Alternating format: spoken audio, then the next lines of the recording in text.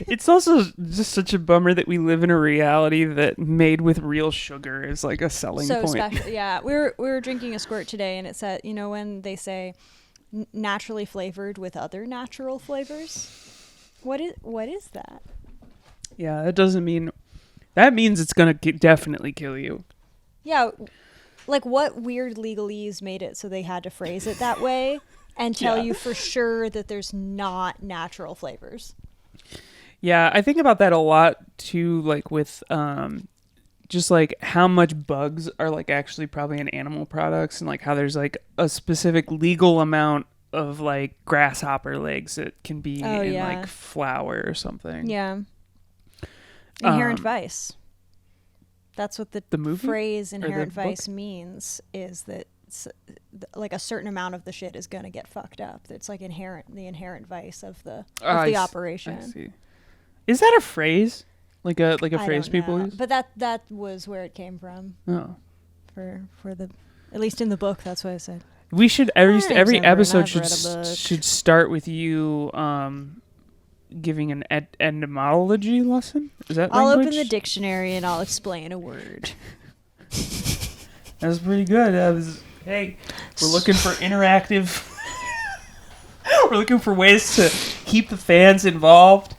And I think you teaching people about phrases and idioms and metaphors. A word or a phrase, and I'll tell you what it means. You should start a Twitch channel. Because you don't know. People can call in and say, hey, I've always wondered, where did the whole kit and caboodle, where did that phrase come from? And then you could tell them. Yeah, I can Google it for them and then tell it to them condescendingly. That's all performing actually is. Yeah. Is positioning yourself above the audience while also hating yourself deeply. Right. And then just Googling stuff. And then you Google, what should I say? Yeah. Well, I'm Vera Drew. And as usual, I am Ember Knight. And welcome to Jackass.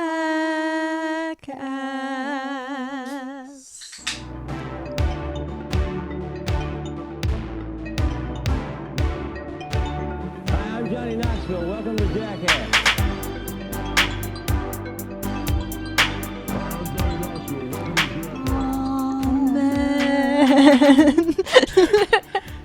You know, after having Carrie on last week, I've been thinking a lot about the concept of a Christian prank show, and how, I think, we both are of the opinion that once we run out of Jackass sketches, we'll probably stop doing the podcast, or the podcast will start becoming this show. Now, what do you mean? I don't know.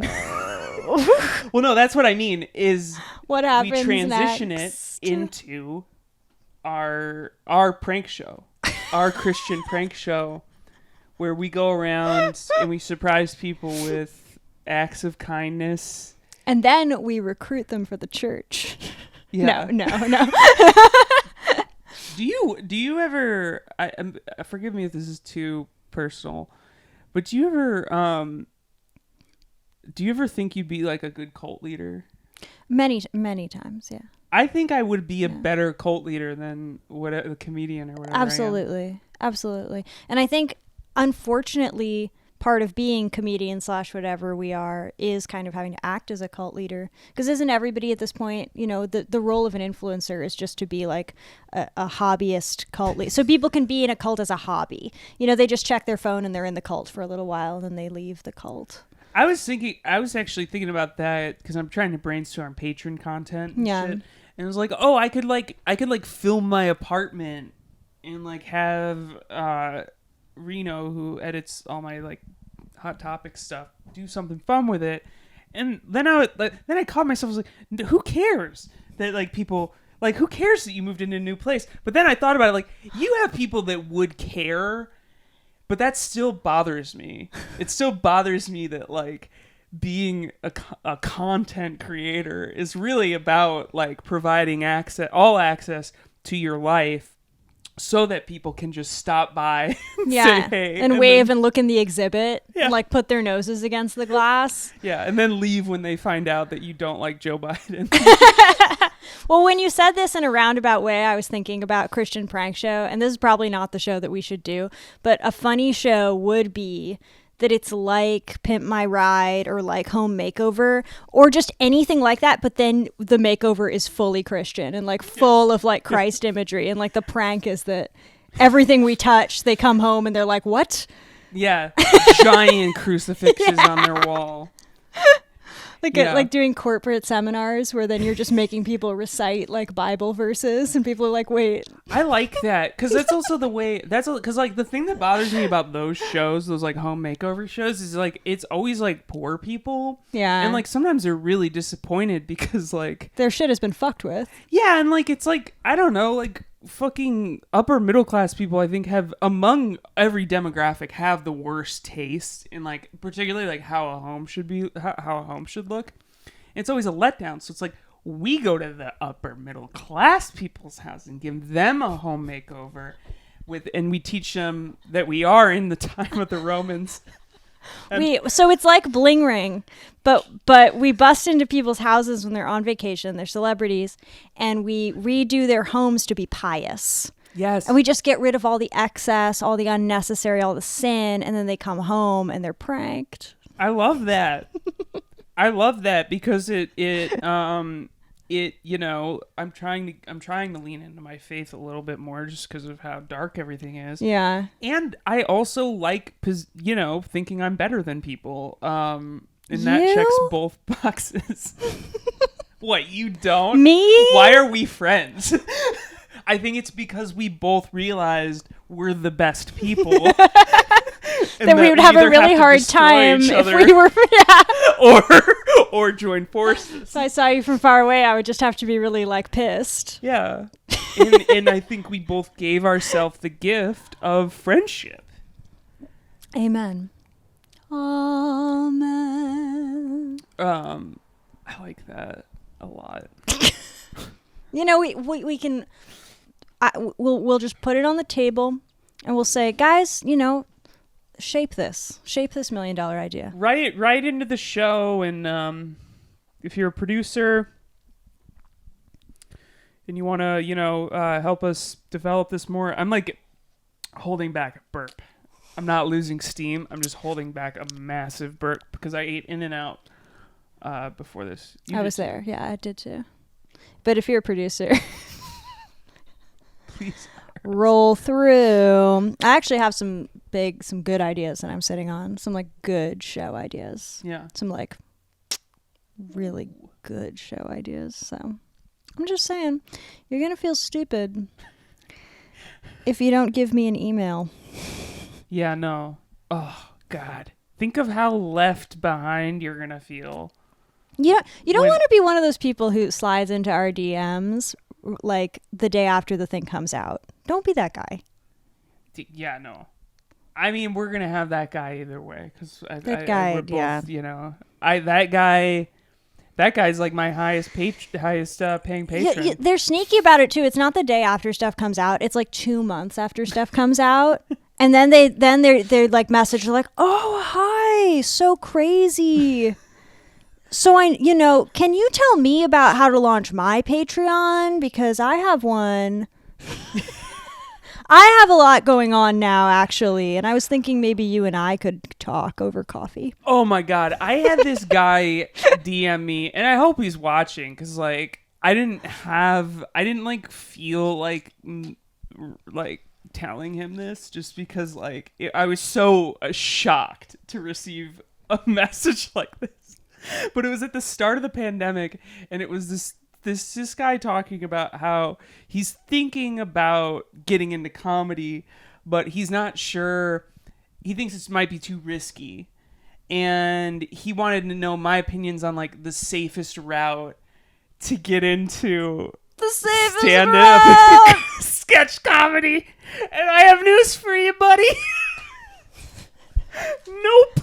You gotta destroy your life. Oh my gosh. I get these too. I get a message that's like, oh, I live in this town. I'm thinking of moving to LA. What do you think is the best way to get started in the art scene? What should I do to really blossom when I get there? And I'm like, yeah, you need to invent that. Like, you need to show up and literally invent that. You fucking do. I mean, look. If you're not ready to invent that, like, don't come over here. In this...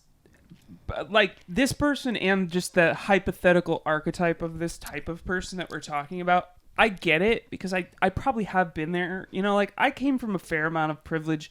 I think when I moved to LA, I did think like show business was like waiting for me in a way. Yeah.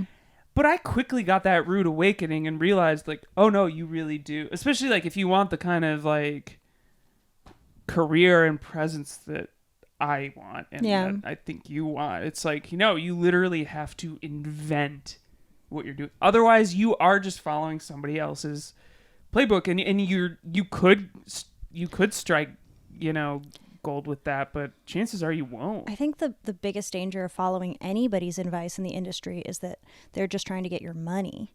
Yeah. Like anyone who tells you what you should do is trying to get you to pay for their acting seminar or pay for their fucking headshots or like whatever.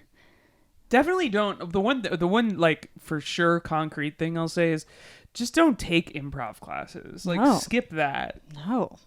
That's what everybody.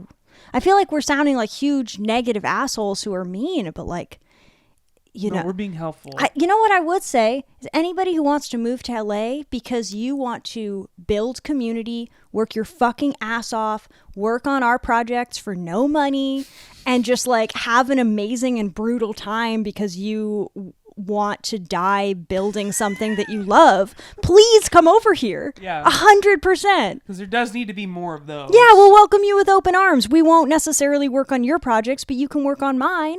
And then you can build your own with your own community. Or if you're really cool, then I will work on yours. I think about that all the time. With the people. Because I have a lot of people working on my movie, The People's Joker. And I know for a fact there's a few editors helping me out on this movie that... Are you familiar with the music of Jeff Rosenstock? No. Well, he has this line in one of his songs where he says, "They're waiting for you to fall to take your place." and there are I won't say their names at all, but I respect them for this because there were plenty of people when I was starting out that was like, "Yeah, I'm going to work with you or I'm going to work for you, but I secretly am plotting your demise." Yeah. I've gotten the sense that I have a few of those. Which is maybe a good sign.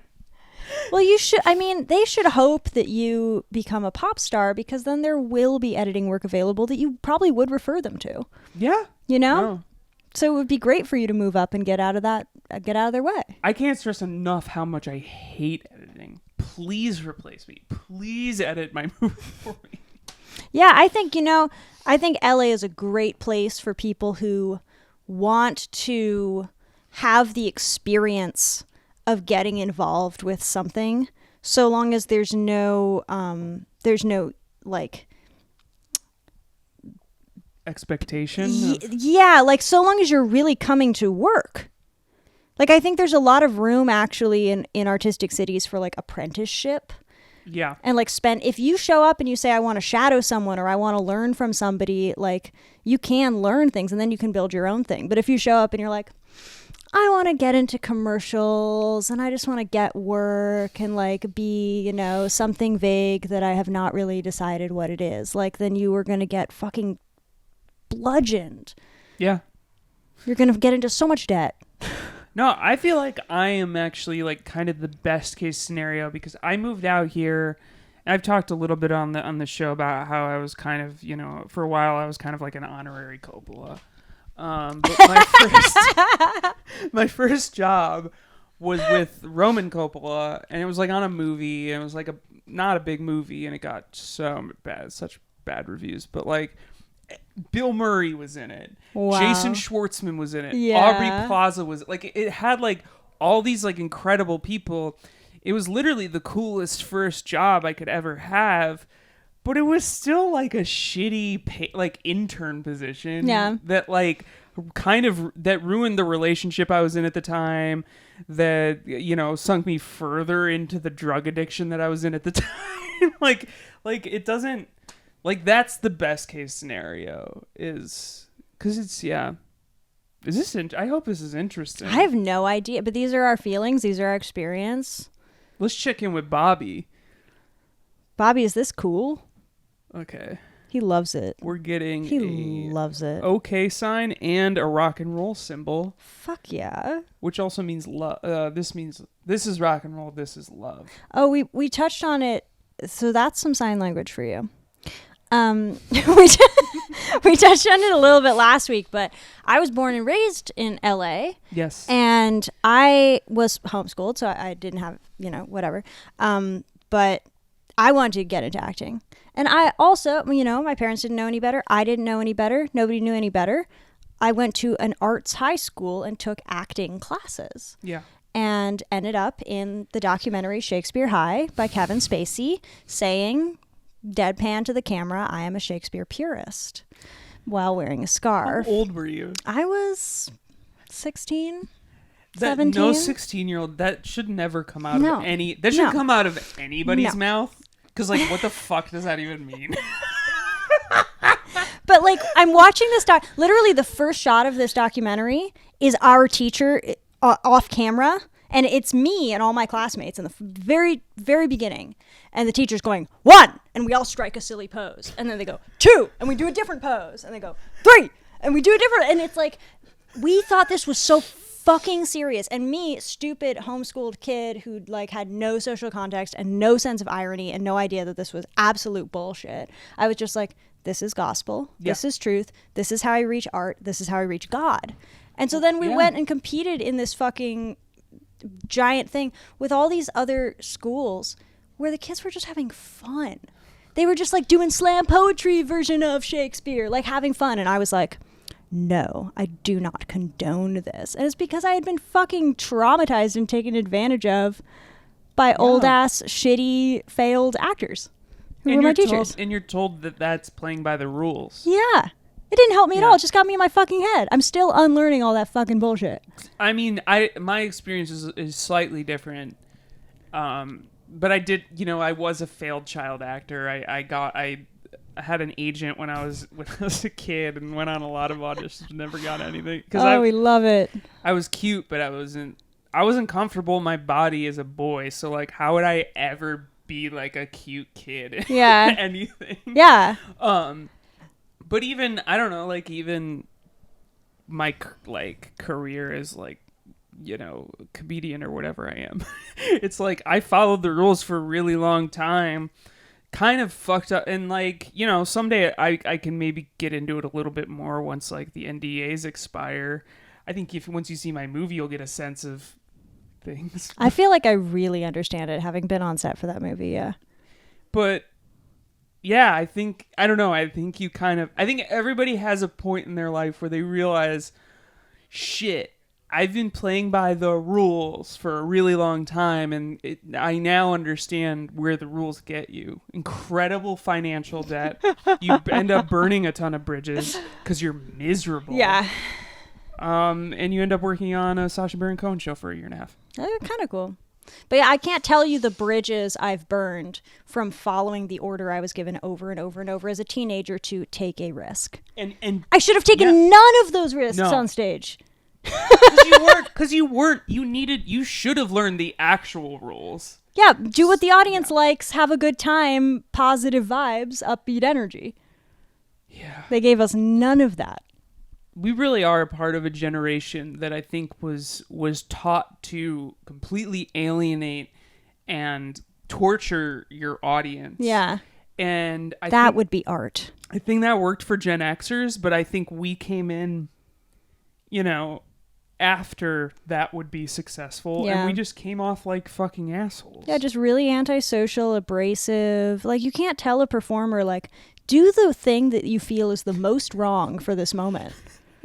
Like, go against all your instincts for what anyone would appreciate at this time, and really do that. Yeah. Don't do that. Don't do that. Don't do that. I mean, if that's your wiring, I mean, great, but lean into the discomfort. Yeah. Really make sure nobody feels okay. Yeah, at least commit to it. Commit. Oh my God. This is great. You and I should be acting seminar. Yeah. Acting seminar. You and I should $300. Yeah, we should start our own Shakespearean theater. And raise kids. Yep. So Vera and I are going to adopt and teach them Shakespeare and get arrested. Is that the plan? Yeah, that's and we'll all be Christian and prank you. I'm excited. I for one, I think both of us are kind of completely Joker-fied, and we're done taking your shit, corporate Hollywood. I'll take some. Yeah. We'll take some. I'll take a little. I'll take some for Vera. I'll hold it over here. I'll give it to her later. Just don't tell all the cool punk rock people that like me. I just tweeted about this before you came over and started podcasting, but I think that there is a misunderstanding when I shit talk the industry that I don't want to be in the industry. No, I'm frustrated because I feel benched. I want to play the game. I like the game. I want to be in the game. I want to play the game forever. Let me the fuck in. The shit talk is coming from frustration and pent up. It's me being like, Coach, put me in. Yeah. No, I'm in the same boat. I'm frustrated with the gatekeeping, and I'm frustrated. And I am frustrated, I've been lucky enough to occasionally get a seat at the table for a little bit, but usually it's when somebody else is getting up to take a shit or is canceled and I can step in and save the day, so I've seen the other side from time to time, and when I've seen it, it's like I want to be a part of it, but I want to be a part of it so that it's better. Yeah. And so it's easier for also just people like us to get in, because it's virtually impossible now. Yeah. It kind of virtually, and that's always the sad thing, because I'm glad we're having this conversation. I don't care if it's not interesting, because I can just when people ask for advice now, I can just point to this, because I know I get a lot of messages from younger trans people asking about internships and stuff, and what I always tell them is I don't know. Yeah. Literally, I think the most important thing that you can do is just make your own stuff and sell your own stuff, and recognize when you are ready to start getting paid to make your own stuff. Yeah. And find it, because I don't think the gatekeeping is going to lessen. No. At all. No. But hopefully we could get to a place where we are on that panel. Yes. And hopefully, I really do, at the risk of grandiosity, I do hope that I can make it easier in some way, because it's been so hard. Yeah. It's been so hard. I mean, I'm not against, this is a controversial statement, but I'm not against the concept of gatekeeping. I'm just against frightened, cowardly gatekeepers. Okay, so I'm with you. When I say gatekeeping, I specifically mean the target, the shit that keeps not non-cis people, or that's what I'm saying. People who are gatekeepers, who are afraid to doubt, they're like, oh, I couldn't possibly evaluate work by somebody who is not exactly me because I don't understand it. It's you should be constantly pushing yourself to to sign the biggest risk possible person you can think of to create a legend and create history. The job of a gatekeeper is to decide who goes through the gate. So stop fucking letting the same guy wearing the same hat through. It's a terrible party in that club. It's a bad party. It's bad. Yeah, no, I mean, that's always what because I'm pitching a pilot right now. I can't really talk publicly about what it is yet. It's really good. You've read it. I love it. But I pitched it to a production company that's pretty cool, and prior to doing this, consider them on the cutting edge of content, and I was told specifically that my pilot was unsellable because it wasn't mainstream, and you know, it's weird because I wrote it, but like, it's no weirder than it's not that weird. It's not that weird, and it's like, it's literally because the main character is a little trans girl, and that's never been seen before on television. You know, apart from like exploitive documentaries about like Kim Petras when she was a kid or whatever. But like, that company should have been wanting to take the risk. You know what? I hate to say this, but I think you should lean into being the gay Tim Burton. I think you should straight up say this to producers. Yeah. You should be like, I'm the queer Tim Burton. And then they'll be able to see what you're doing. Because in that light, your pilot's not weird at all. Yeah, no, that is, you know, and that's the other thing that all you kids can take a lesson of, like those, because that makes me cringe a lot. Yeah. But like, I've had to say a lot of really cringy things to just get people interested. They don't in this understand. pilot. They don't get it. But like your pilot, if they could see it that way, then they would picture like Charlie and the Chocolate Factory, and then they'd be like, oh, I get it. Yeah. You know, whereas right now they're like, I can't even picture this. Like, is the main character ugly? Like, I just don't understand. You gave me the best. Your feedback was incredible because you specifically said it was like Spy Kids 3. Oh, yeah. And that like made me feel really good for some reason. Yeah. Yeah, no. I don't know. We'll see. I think when people see my movie, I'm hoping it'll clear it up. Evident, because like, that's been a constant struggle of trying not to look too much like Tim Burton, but also accepting the fact that like, that's my because fucking aesthetic. He can't take it from here, and somebody else is going to grab that torch. Yeah. And like, you should just grab it and then you can change it later. Yeah. And he, you know, the one thing that I do hope, because did you ever hear him say, like, because he doesn't cast black people really, he said specifically it was like wasn't a part of his aesthetic. Like, Jesus Christ. Like that is like, I'll never, like, I don't feel that way. Just explain that to producers. Tell them this story, and they'll be like, "Oh, yeah, oh." No, they would kick you out. Be like, they'd be very uncomfortable. I agree. Yeah.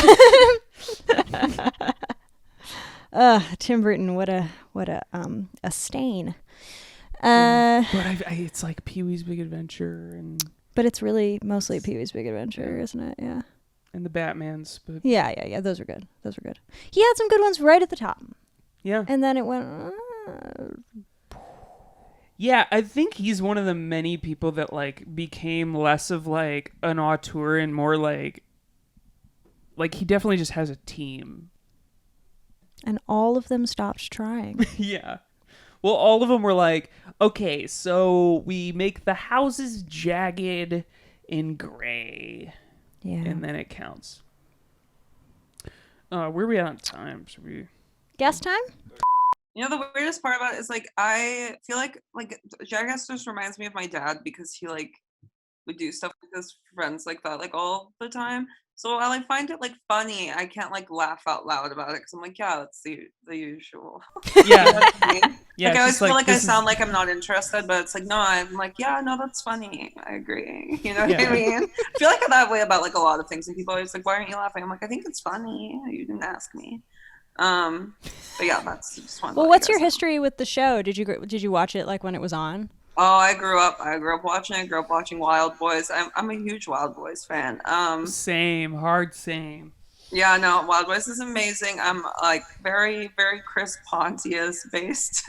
I don't know. You too. I'm very like sexually attracted to Chris Pontius. And just to like think he's one of the greatest artists of our day. I think I agree with all of that, and just like I themed a show on Chris Pontius like 2 years ago. I did a comedy show themed that was literally just Chris Pontius themed, and no one understood it, but it's like it's okay. It was for me, basically. What do you mean Chris Pontius themed? I exactly. You know, like exactly. That's what the audience said. It was like, I mean, it was a stand-up show, so it's like there were comedians, and they didn't have to say anything Chris Pontius related. It was just I did a slideshow and like a PowerPoint about Chris Pontius. No one fucking cared, and I didn't expect them to. You know how you just like do things for yourself sometimes and make like 50 people attend and watch it. Yeah. So I was just trying to say I care about Chris Pontius a lot. I do too. I both like in like a romantic way, in like a way that like I just care. Like I do, like I love him. I care about him. Like I care about. I think he's like the most wholesome, like out of all of them. Just like he's like the middle, like the Goldilocks, of like the middle ground of like the extremes of all of the people. Yeah. And I just think he's just such a sweetie. Probably he's probably just a sweetie. You guys just want to fuck him. Well, my dad's met Chris Pontius, and he said he was a sweetie. So, but what is my dad also? You know, so yeah. No, anybody my dad likes, I can pretty much guarantee they're probably not a good person. But yeah, But anybody, I think, would love Chris Pontius. We saw a very beautiful Chris Pontius friendship moment tonight, which was when he was garbage man, which means that he was naked, but he had put like a garbage bag on his genitals, and he and Johnny Knoxville held hands. And Johnny Knoxville said that his mom would be upset about it, and they held hands and they went down the slip and slide, covered in lube. I do think Johnny Knoxville and Chris Pontius have like a close tie to being wholesome, but Chris Pontius definitely takes the cake on it. That's fair. Yeah, Knoxville has like the Buster Keaton wholesomeness, but I don't know, like Pontius he just always got a smile on his face. He's going to heaven is what it is. Like it's like, is Steve going to heaven? I'm not sure. And also just watching that reminded me of Ryan Dunn being dead. I was so sad. Yeah, I was so like, sad. I was like, because you forget about it sometimes because it's not necessarily relevant, and it made me reminisce. That shit sucked. It's a huge and he also bummer. looked so young in that video. Yeah. I was like, holy shit. Yeah, because to me I think he's like the sweetest one, but he doesn't have a big personality like Chris does. No, he was like quiet. Yeah, he's just an angel. Yeah. Yeah. Yeah, it's like a secret angel. We watched him in a bit tonight called Ultimate Fighting. Hard to see him get beat up. It was hard to see him get right. They're like, he's gonna get hurt, and it's like stop, because we know what's gonna happen years later, and it's just so depressing. I really love though on the sidelines, people were just screaming, "Don't let him hit you!" Oh yeah, don't let him hit you. Don't Ryan. let him hit you, Ryan. Just like I feel like everyone in the Jackass crew is like each other's dad at the ball game. Yeah. Yeah, for sure. I do like about like Jackass that they all are on each other's side. Like it is adorable. It's adorable. Like, at the end of the day, it is an adorable television show, and people can say whatever they want about it, but I do think it is. I think it's wholesome overall. We agree. We wouldn't. This whole podcast, I think, is trying to rehabilitate because Jackass. I think a lot of people just associate with jock culture and like which it's so they don't not. expect me to like be like a connoisseur of like what do you call it? I forget words. You know, an enthusiast of Jackass and just like all of that shit. And it's just I really do find it to be like very wholesome, and it's also it's funny, and it's interesting. Okay, there's these guys that are my neighbors, and they're like if Jackass was like really fucking lame and they weren't trying to get hurt, and they bring every single night, you guys, they bring out their bikes and back and forth between they make their own ramps, like it's like tweaker shit. I think they make their own ramps out of I don't know, and they'll do like the most like pussy jumps on these like shitty ramps every night while blasting like Rhythm of the Night, and they have their own personal strobe light, and I promise you it's every single night. Like not a night goes by when I'm not like hear bike spokes just going back and forth for hours. So, and there's a street they could ride it down the street, but no, right by my apartment. And so it reminds me of Jackass in a way, but it's so sad to watch. Yeah, it's the as a Jackass connoisseur or enthusiast, I imagine it's hard to watch a mediocre version of it. Oh, I'll send you guys videos after. I've like definitely snuck videos because it's so fucking funny. I would really like to see some videos of this. I don't really like that they're listening to like 90s rave music while they're doing it. I mean, like portable strobe not light to is gatekeep, so weird. but the portable strobe light aspect is what really gets me. Like, that bothers me. And it's like outside, like it's like already. Yeah, I live in a side unit, so it's like I have a street, like a side street right here, and it's like there's a regular road like right next to us. Well, but no, there's your comfort, sure, but I also just mean the combination of like I hate it. No, extreme I hate it too. sport culture and like rhythm of the night is just wrong. And I love going to a rave, and I also appropriate a lot of like skate culture and stuff, but I would never mix the two. That is to me the most offensive thing about it. They wear reflective vests, whatever the like construction workers would wear, like the reflective ones. No reason. I don't see a reason to stay safe. Yeah, to stay safe. So we see them in the rhythm of the night. Don't know why, and it truly just it's mind-boggling to me. And then I have to like tell people about it, and they're like, "No way, I don't believe you." And then I send them videos. They're like, "Oh my god!" So that's like I gotta see these videos. That's the whole exciting part of my apartment. Because I'm inclined to play devil's advocate here and say that I know it's Typical. 2 against 1, so go ahead and strike me down. You have to see the footage first, and then you can do whatever you want. But I just feel like part of it's easy for us to say sitting inside and not trying to do lame bike tricks. But I'd say that they take no days off. You know what I mean? Like that's how else are they going to get good? Doesn't make my dog bark and make everyone in the building hate me. I see what this is about. But I also think, if you're, because these sound like grown men, I think at a certain point doing something something every single day once you pass 30, you're not going to get better at it. It just becomes bothersome 50, for society. 50. I should have said they're not like teens. They're not like. Oh, okay. I see. Yeah, and I mean, they're not going to get better. I see.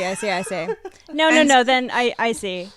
And I understand why because you're romanticizing where you're coming from too, though. I'm just saying that I am not out there learning bike tricks, and sometimes I look at myself in the mirror. I say, "Who are you?" I don't know how to ride a bike at all, but I'm still out here judging. I can't. Okay. Well, now I'm judging. But okay, you can judge that. I should have learned how to ride a bike. That's all right. That's okay. It's funny because Bam, not to get into Bam's Instagram, which we definitely shouldn't go down that hole. Oh boy.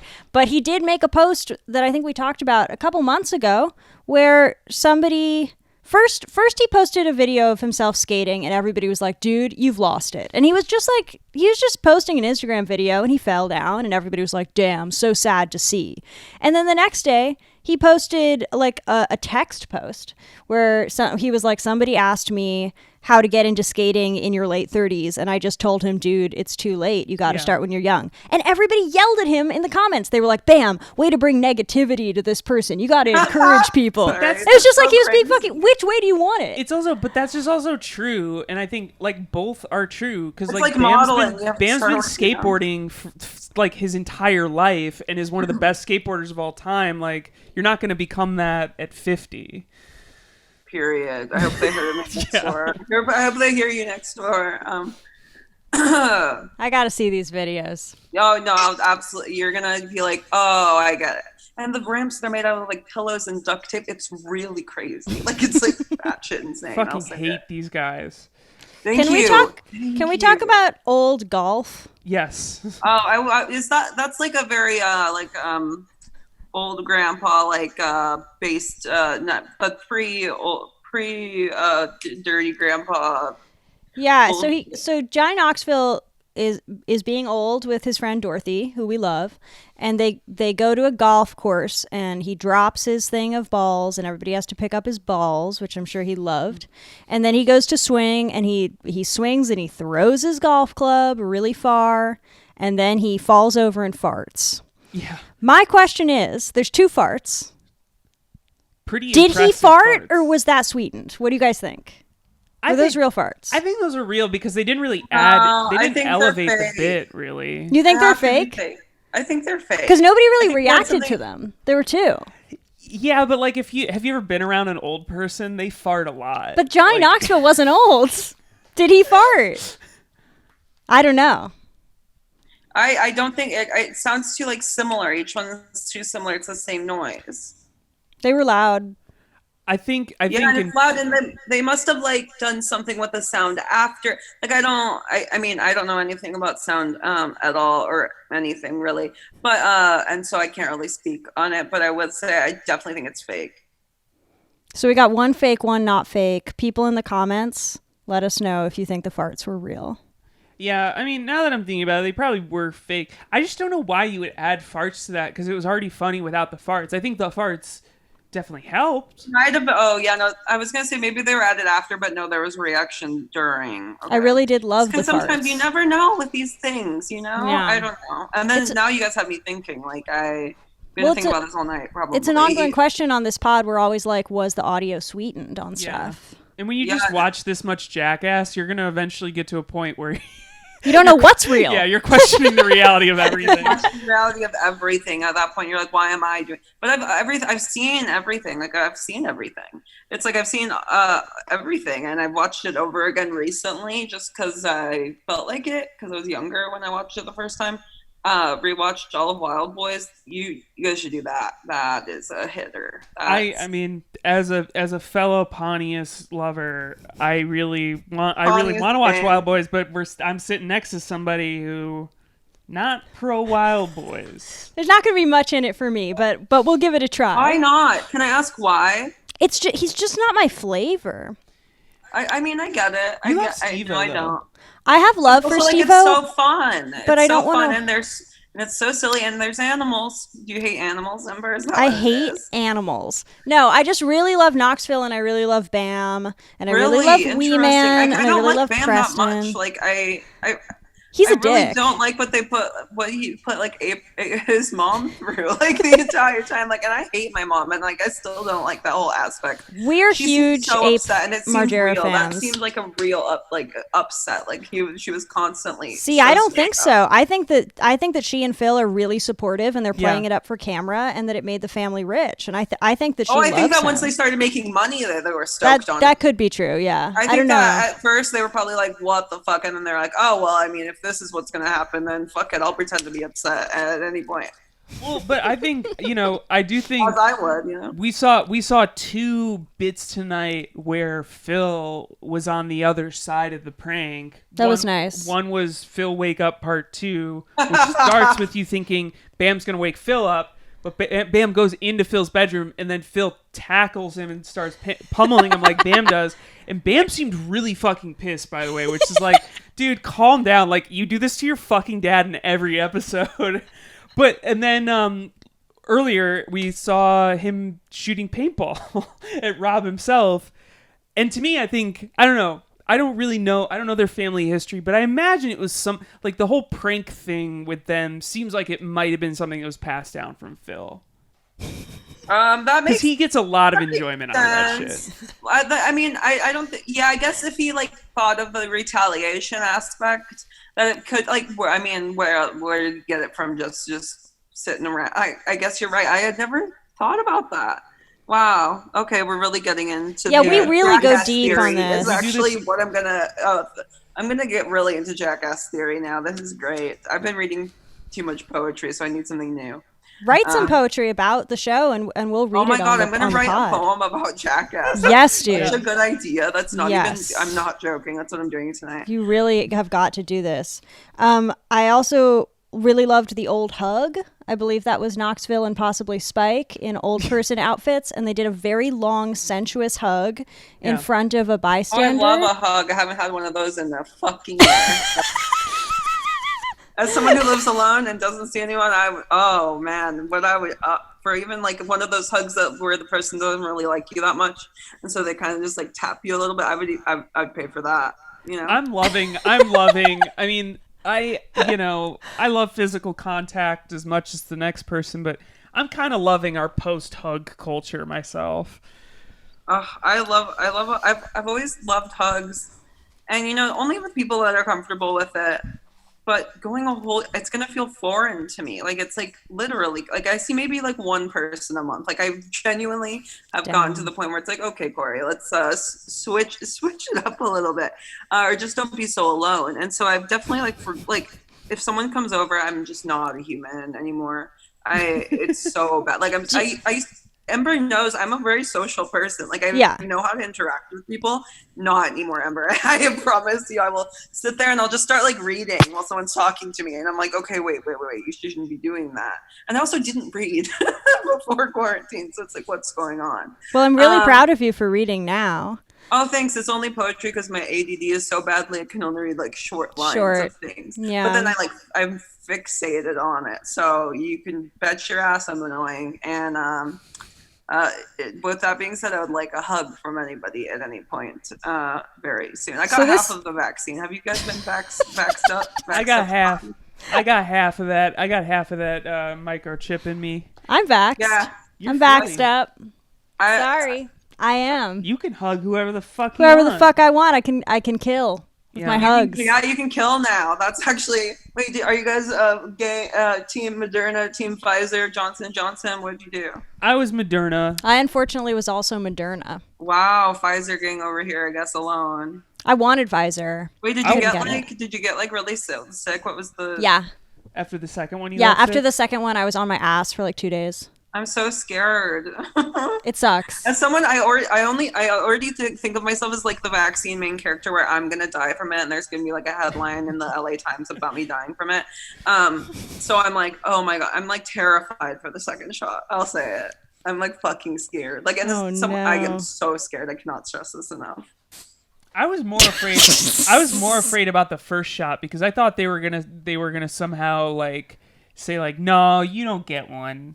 That happened to me the first time. You don't get one. The first time I went, they didn't accept my credential and they sent me away, and I shame spiraled for like 24 hours. I just like not the shame spiral. Correct, because I had said on social media, "Here I go to get my first shot," and everyone was like, "How are you eligible so early?" And I was like, "Because I volunteer with homeless people. I have a credential." And everyone was like, "Oh wow!" And like 30 minutes later, they're like, "Yeah, we don't accept that credential. Sorry, this is just for healthcare work." And they sent me away. I found my way. I got like a text from like a comedian that I haven't seen in years being like, "Do you want to get vaccinated?" And I was like, yeah, that actually sounds nice. That's how I got my opopportunity. Oh, Isn't that's that nice. strange? I like woke up one morning just to like the opportunity. I was like, you know what, while we're here. Yeah, I got a taste for Moderna today. Hell yeah. Wow. I like did the first shot affect you at all or no? I was sore. And you know, I did get a little dizzy, but I couldn't figure out. I'm just like a fucking pussy, and like I'm a pussy needles. too, and I take a lot of medications, and so I was like, oh, it's gonna kill me.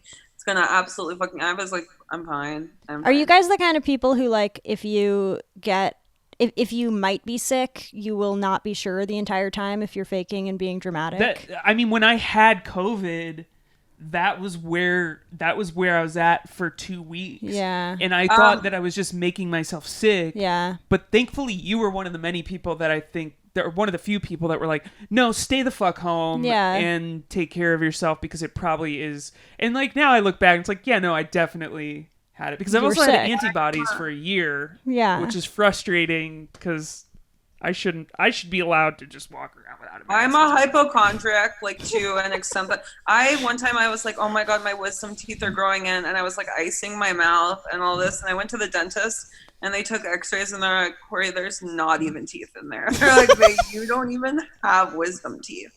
And I was I was imagining the pain. So it's like, of course I think I'm gonna die from the vaccine. Yeah. Of course I'm the main character in life, you know?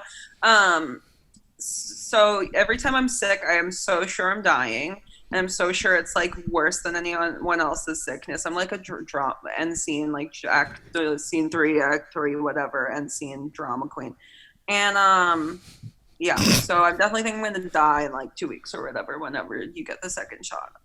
Well, I'm glad we caught you. So this is the last podcast I'll ever be on. It'd be good for the pod. Yeah. So please. It would be really good for the podcast. I have a lot of friends. I'm popular. It would pop off. It would be. But also, great. I mean, like, that doesn't even matter. If we had somebody on the podcast and then 2 weeks later they died from getting vaccinated, that's impressive. It's a cool sentence. It's just a cool sentence.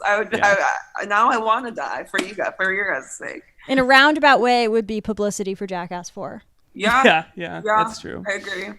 And we could would you put ever that do on like your a headstone. Jackass style stunt? Like, as much as I love it, like I would never do anything. Okay, like so it. that's a good question that we ask guests. Like, is there anything in the Jackass universe that you would do? I'm trying to think right now. But I mean, like, I kind of, like, I'm not a huge fan of like falling or like. No, my dad was so into that shit. Like, he would do it with his friends constantly that I would just be like, why are you guys like I understand self-inflicted pain, but like onto each other. Like, I'm very internal, not external. I couldn't imagine doing it. No. It almost seems euphoric. I used to play like, Bloody Knuckles a lot when I was in high school, but that's different. Oh, I forgot about Bloody Knuckles. Did you ever play that? I was just to like impress people I liked, and it's like, that. Why would that impress anyone? Like, my mind wasn't working correctly. Not that it does now, but like. Well, as somebody that was socialized as a boy, I did get. I think one of the few things that I had growing up was my ability to take a good bloody knuckle. and like I haven't done it in years. I will say. Oh, you know what? I went through a weird phase when I was being. I'll say I was a weird drug addict for like a year, like 2 years ago. And I would just go around asking people to hit me in the face. I'm sorry to derail this, but I just love the qualification of I was a weird drug addict for years.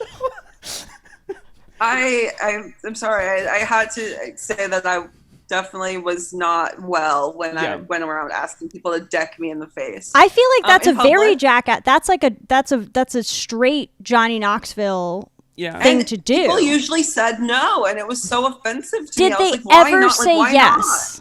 Did they ever say yes? I've had like 2 people just like deck me in the face, and I was like, thank you. It was more like the principal at one point because so many people were saying no. Like, I was like, what's the big fucking deal? Like, I'm like, but to be fair, my mind was in like a different zone. What was it like? It was great. It was 10 out of 10. I love being decked in the face. I really don't mind it. You can find old tweets of me like just like tweeting about like wanting to be hit in the face. It's not well of me to have done, but I definitely not like enjoyed it, but like I was like, thank you.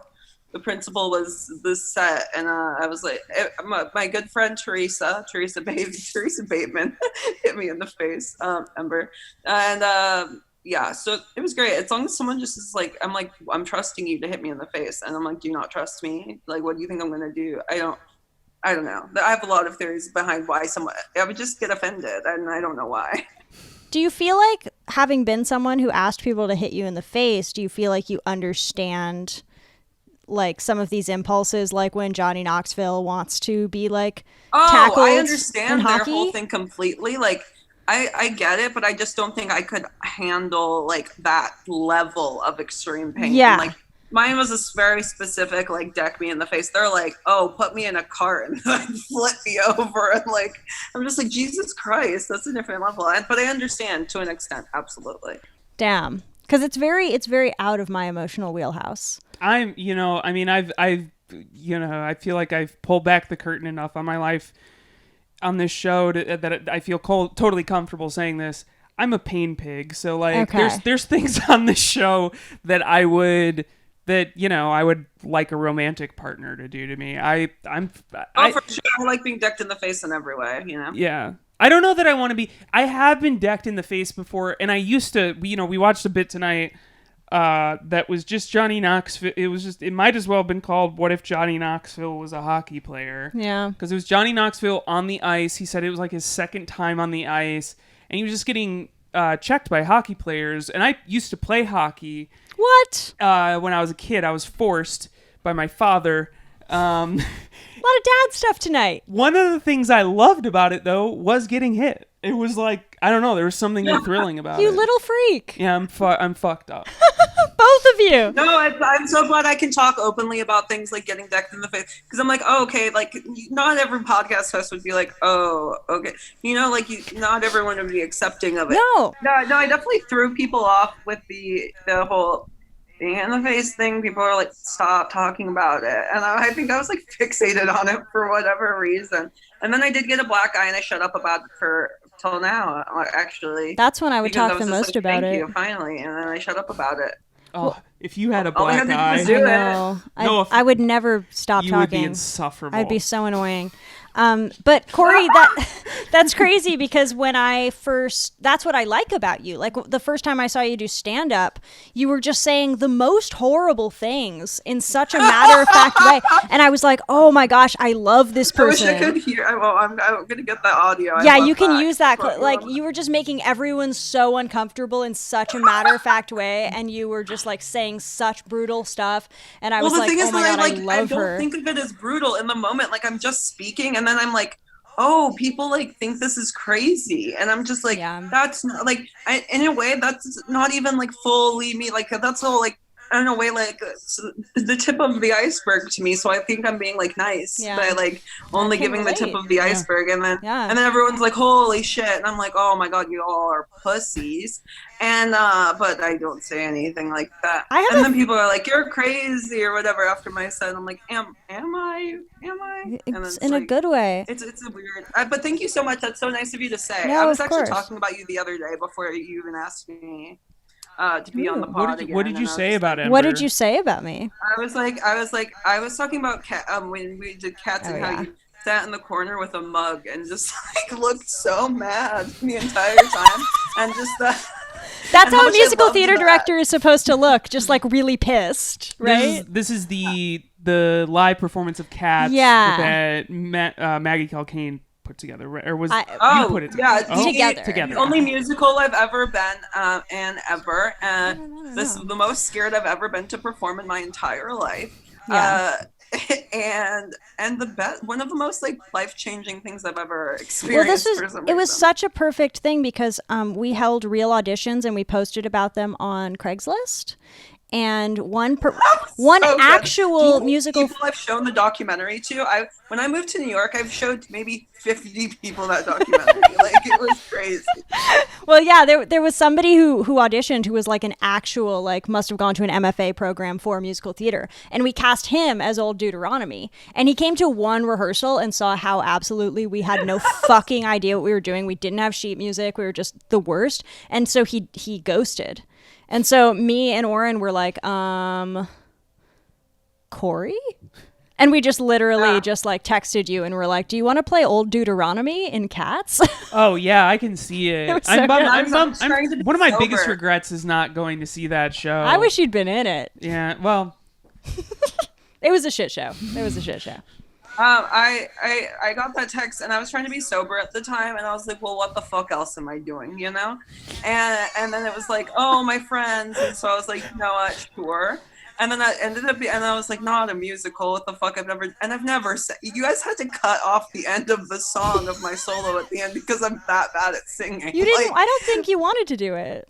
No, I was like, I will, but you don't want me to. And this is for every, like, I had to do a voiceover video for work, and it was so bad, they had to scrub it from the internet completely. Oh, no. And every comment was just telling me how bad my speaking voice is. So, like, my singing voice is not necessarily. I thought you were great. Thank you. So, you know what? I would go to comedy shows after, and people would be like, Old Deuteronomy. Like, I was known for that more than, like, my stand-up for a while. And I was like, not this, but I cherish that forever, yeah. And the costume was amazing. Oren and I have matching really weird-looking, like, Cats dolls. Did you know that? No. Like 12-inch dolls, or? They're like weird porcelain. Weird porcelain dolls. I'll have to show you. They're kind of fucking weird looking, I won't lie. Okay, well, to bring this back to Jackass. Sorry. I have a theory now about you two. Now knowing that you guys have both been decked in the face, I feel that you guys love Chris Pontius in the same way that Johnny Knoxville loves Chris Pontius, because he's like, energetically, he's like a balancing force. And like those two have stayed friends, and they did Action Point together just a couple of years ago. And you've got one guy who's just like clearly unstable and an insane performer who wants to run into objects and be hit. Yeah. And then his best friend is like a really sweet dude who just wants to like twirl his dick and like hold your hand. Yeah, no, I think that's a very astute observation. Corie, this is a segment that we do on the show sometimes. Usually I do it for people, but once in a while I don't. I want you to do your own Jack astrology. I want you to tell us your sun sign, your moon sign, and your rising sign in Jackass cast members. Oh, okay. And for context, I think I've tweeted about this. I've tweeted about this, haven't I? Or I've replied to your tweet about it. I already did this. Wait. Okay. What's your? I never know if I'm more a Knoxville or a BAM. I think you're more Knoxville. Personally. Yeah, but I'm not attracted to Chris Pontius. I don't have that. I'm sorry, you're flawed. But you are like you have a 1930s showman energy that is. Isn't it true? That outweighs any other things about Knoxville. While Corey's thinking of this, have I shown you the school portraits of Johnny Knoxville that I found? You did. I don't think we've shown him on the pod. I don't think we've shown him on the pod. I'm going to pull him up right now. I found some basketball school portraits of Johnny Knoxville. I would not have pictured that. Little boy. Like when you're so young that it like doesn't count what sport you're doing. You know? Unless your dad's making you do it. I found a really funny tweet about Chris Pontius. Chris Pontius being my father from like a year ago. Anyway, forgot about him. Well, read it. We'll read it. A tweet where I said it. I'm definitely like a Chris Pontius, like sun and rising, but then my moon is like, I hate to say it, like a Bam Margera. See, I knew it. Also, but look then at my this. Venus is in Knoxville. Can you see this? Yeah. The bowl cut. The bowl cut is everything. It's so much, and then here's his basketball picture. Oh my god. Okay, that is adorable. Oh, he was a wildcat, just like High School Musical. Wait, what are your guys' charts? Vera, what's yours again? I'm a Steve-O You're a Steve-O. Rising, Spike Not moon. a Steve-O Rising. I'm a drug addict. But recovered. I mean, like, yeah. Same, but like. But you know what else? You know what else it is? It's not just that side of it. It's I have circus freak energy. Yeah. Like I also feel like I have way more to prove than I actually do. Yeah, and you're going to be a success story, and everybody who doubted you is going to feel stupid. So. And I love whippets. Yeah. It all adds up. Stop. My friend, I gave her an ice bucket because I had too many ice buckets, and she calls it the ice bucket challenge, where she has to fill the ice bucket with carts of whippet carts. Oh my god! And she's like, "Yeah, I completed the ice bucket challenge," and I'm like, "Go off, go off." I love that. Corie, do you want? It's so fucking funny. It's so funny. Do you want to say anything about your miniatures? Okay, one, why did I get into that over? I think I hated them before quarantine. I actually just had no interest before quarantine besides comedy. And so I've been like finding out who I am as a person or whatever. I don't know why I started making really small books. Like I could not tell you. I couldn't. What do you mean really small books? Like they're like. Here, actually. Yeah, show us. This is a video podcast. They're like 1 inch, 1 inch tall, and it actually has like the writing in them, and like it's psychotic, and this is just a poetry book that it's one of my favorite poetry books. It's actually an earring, but I'm trying to show you in general. And I started because I wanted to make the DSM-5 like really small because I thought it would be great as an earring, and then I was like, holy shit, I can make any book, and now it's a lucrative business. You guys would not believe how much money I've made off of making a one inch tall books. And no, I get it. People love miniatures. And how happy I've made people. I've gotten messages where I'm like, I didn't like save your parents' life. Like, calm down. No, I'm sure you have changed lives for some. I mean, like, look, just because it's real doesn't mean it's not stupid. Like, I definitely think people hold it very, like, it's a very serious thing. What do you get out of it? Does it like relax you while you're making it? Do you get satisfaction out of it? It does relax. It's like I didn't know how to make fucking anything before quarantine, and learning it, and it's being a tiny bookbinder is actually so fun. And I think and I've made, until like last week, I made every single book on my phone because I didn't have a working laptop, and so I would use the weird app on my phone to make the book covers. People think that the book covers just come mini or something. No, I have to go on eBay. I have to find pictures of the covers and the spines and the backs of the books, and then I have to Photoshop them together into be a tiny book cover. And I think I like that as much as I say I don't like it. I think I love finding a book. Anyone who's ever taken a picture of a book spine, heaven, they're going to heaven. And I think it's really relaxing. And then I'm gonna make, oh my god, because I make little DVDs too. I could do Jackass. That would be so fun. And, we would love that. My miniatures, I have two. I just got two forks that are holding hands. That's huge. It's like fork art. They're looking at each other like no one's ever looked at me like that. You know what I mean? They're in love. It's crazy. This is crazy talk. And then I've just started like naming objects in my apartment. Like I can't live alone, but yet I am. I couldn't begin. You know. All right. Stop me there. I've also poured picture frames now too, so I really just have turned into like Grey Gardens of like Betsy Johnson x Grey Gardens x poet. I guess.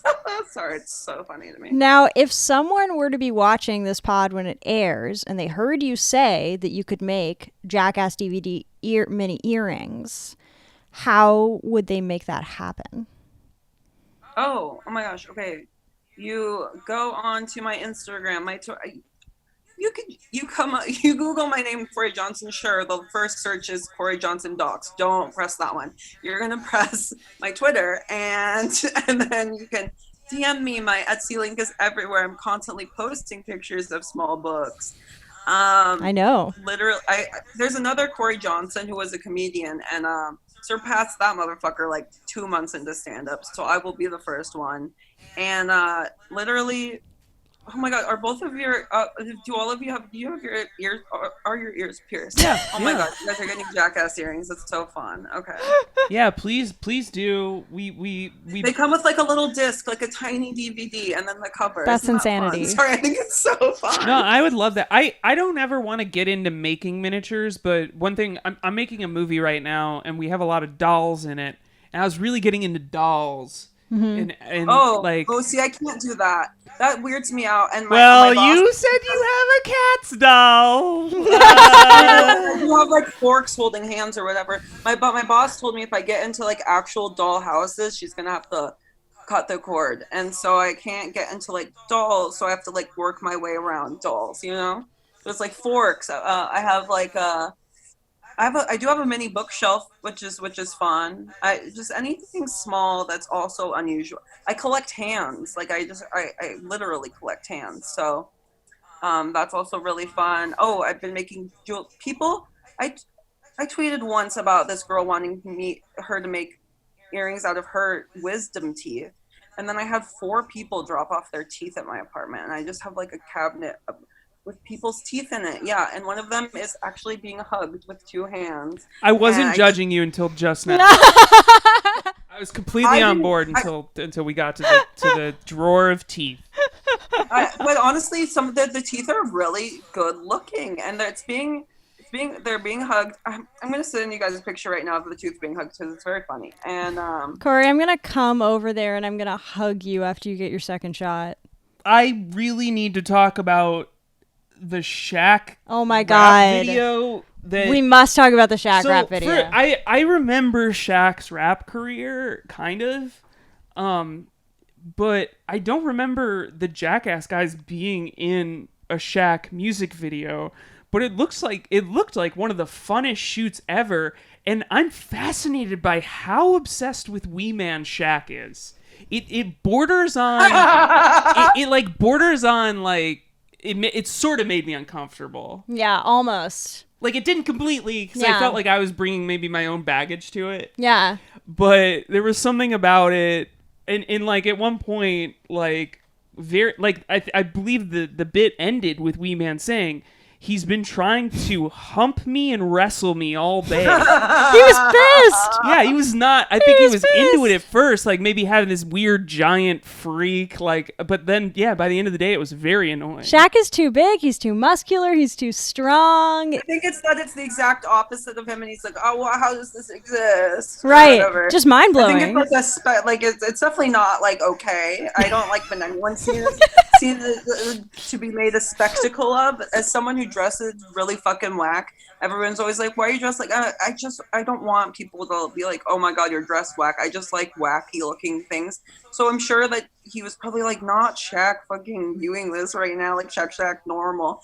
But I think it's very, I think Shaq is very maybe just immature. I thought that was weird too. There's something about basketball players that there's just something. It's like a specific type of, I don't know. Like there's a lot of flat earth basketball players. There's a lot of like, I feel like there's a lot of like Shaq. I can't talk too much about this, but Shaq was trying to have a comedy career a few years ago. Oh my god. There's like, I don't know. It's just. Steve-O was dunking on Shaq so hard. Yeah. Steve-O was like a little dog that runs up and bites the big dog and runs away. Pee on him. Okay, first he poured pee on him. Yeah. And then Shaq was like, oh, that was pee? Oh, I didn't catch that. Oh, wow. At the beginning, it was pee. And then later, towards the end of the sequence, he just dumps a bottle of water on his head. But Steve-O was just going all in. Steve-O was probably jealous of Wee Man. He wanted to get humped. Yeah. I really do. I fetishize tall people. But me too.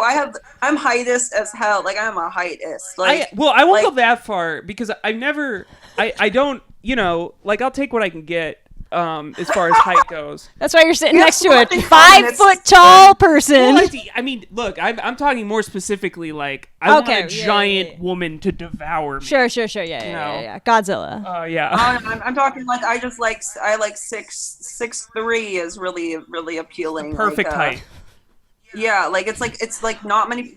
You see a 6'2" person, you're like, okay, 6'2", but then it's like 6'3", and you're like, what the fuck? It makes a huge difference. I don't know why. The tallest it's like trophy. being like 12 and 13, you know? Oh, that's a huge difference. Yeah, that's a huge difference. Yeah, I thought this sequence was insane, mostly because I was just like, I throw shoots. Yeah. Why aren't my shoots as fun as this shoot? This shoot seems so fun. Every shoot I've ever been on is a nightmare on some level, and this looked like the most fun. But I mean, it's also like, they're not actually, like, I'm sure all the PAs and like camera ops and grips weren't. Maybe though, because one of the magical things about Jackass is that the crew is kind of part of it. At least the camera guys. Yeah. The camera guys are always pulled in on it. Fucking Rick Cossack is always being asked to get punched.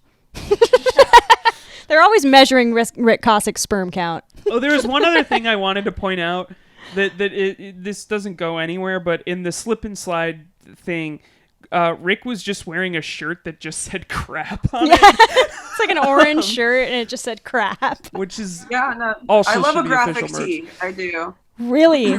Just incredible fashion on this show. Just nonstop fashion.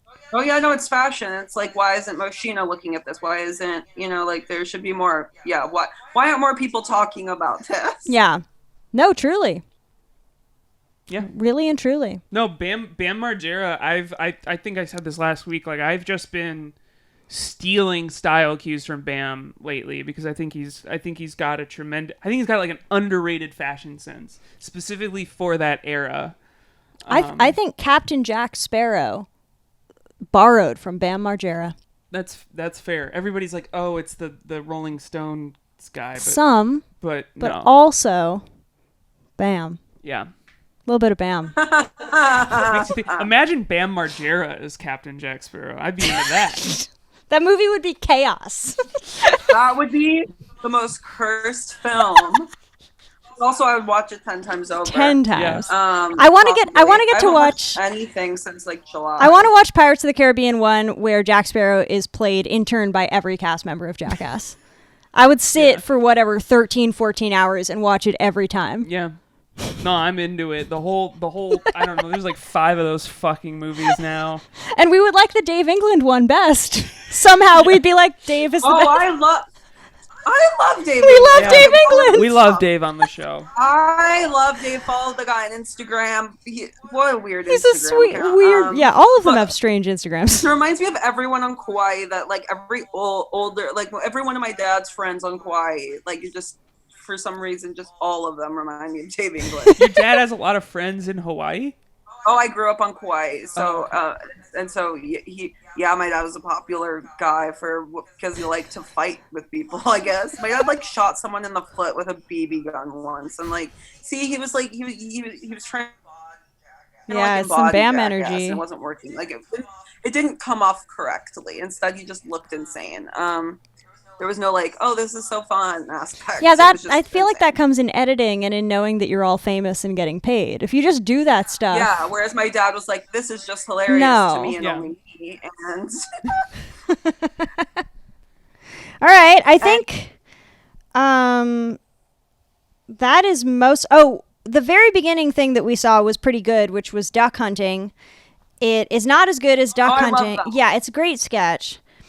And not as good as in the movie. I think it's Jackass 3D. The end is duck hunting, and they launch them into a pond, and that's like the chef's kiss elevated version. But this is the first version. I think my favorite scene ever is the one where they have to do the loop and then oh my god, yeah, the loop is amazing. You know what I'm talking about? Yeah, I do. That one's fucking gnarly. That's fucked up. I mean, I'm not a huge stunt woman by any, but I'm like, why did they do that? I think about it all the time. Anyway, I think this bit is a classic example of what I would call Jackass research and development, because it was Rob himself that did it. Yeah, and I don't know, something about it. I could totally see Knoxville behind the scenes going like, I don't know if this is going to fully play out, so we should try it. We should try it on Rob himself, and then in the movie not use him. Yeah, exactly. That's what it felt like to me, but might be bringing my own shit to it. Also, we had a classic Knoxville moment where he says, "We killed Quack Quack." He called the duck Quack Quack. Yeah, that's funny, and that is why you are Johnny Knoxville. Because he's a weird 30s gentleman. I'll remind you that you started this podcast, the first couple episodes, you kept sliding in and out of a British accent. He's a weird British gentleman, ain't he? Oh, we got in trouble with a fan. Well, not in trouble. But last time we said something about, we watched another Chris Pontius being in Europe, being nude. And we were like, oh, it's Europe. And somebody commented on the pod today who lives in Europe and was like, I don't know what the fuck you guys think Europe is like. I get called a fag all the time. It's not as chill as you think. Like, somebody really called us out. Us, Jesus Christ. You were perceiving them and they weren't. Yeah, they were bad. In our defense, I think that's how we're socialized as Americans. We're thought to think of like Europe as like armpit hair, and sexuality. Yeah. And I would never say like, oh, Europe is like totally cool with fags. Because like it seems pretty horrible over there, especially for like trans people. But like, I definitely associate it with like, fetishizing heteronormative, like romance and like just the body, how the body is supposed to look. But again, that could be Michelangelo. Yeah. The European ideal. Do you think like they made all the genitalia on all those statues and stuff like small? They thought that was hot. That they thought smaller dick was meant you were intelligent.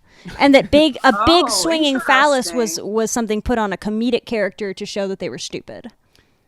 Wow. So, a little history. Wow, I'm learning something today. History.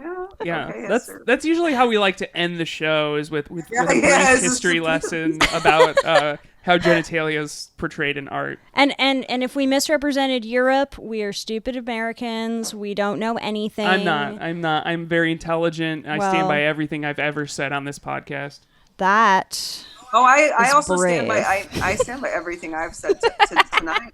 Better. And I'm going to quote Ember on a few. I'm flattered by a few things Ember has said. Quite honestly. Oh, we're happy to have you. I'm leaving this with an ego, and that's all I know. Well, congratulations, you won an ego. Don't spend it all in one place. Wait, do you guys want like regular Jackass 1, 2, or 3 earrings? Which one? Oh my God. Well, 2. I want 3. That's my favorite. 2 and 3. Okay, cool. It's on. It's fucking on. Holy Thank shit. you so much. Yeah, and I only wear 1 earring at a time, so if it was just 1. Oh, I got you. So, it's people ask for that, and I'm like, oh, you guys are so alternative, aren't you? And it's always people like you, Ember. It's always people. It's always the musical theater directors. I would never call you alternative. You wouldn't? Thank you. I am very mainstream and famous. Yeah. No, for sure. Yeah. Well, fuck yeah. I'm so glad to see that you are alive and well, and I'm so glad that you came on the pod. This actually made my night so much better. I was stressed out because I live alone and I make up these funny little scenarios in my head. And so we know about it. This has helped so much. I'll send you pictures of my ice buckets and the cats. So, I'll send you pictures. Yeah, please do. I'll just send you both the poem. You guys can read it out loud on the pod or something. I love you guys. Love you too. We love you so too. Good to so have nice you. to meet you. Thank you for coming on. Yes, you too. Pontius Gang. Yeah. Okay. No, I didn't know I was getting another fellow Pontius head tonight, and I am pleased. I thought I was gonna have to prove a damn point tonight. This is a safe space. I don't know about that. I'm on the fence. We worship the ideal male form. Well, which I is guess. Pontius. Well, that is absolutely. Period. All right, well, I guess you could say that this has been Welcome to Jackass. Are you wrapping up the show? Something we never do. Hey, wow. Normally we just have a standoff of who has the last word. Oh, I was joking. I was gonna say who hangs up first. I don't know what to do. We do. Fair. Bye, Corie. Bye, Corie. Have a wonderful night.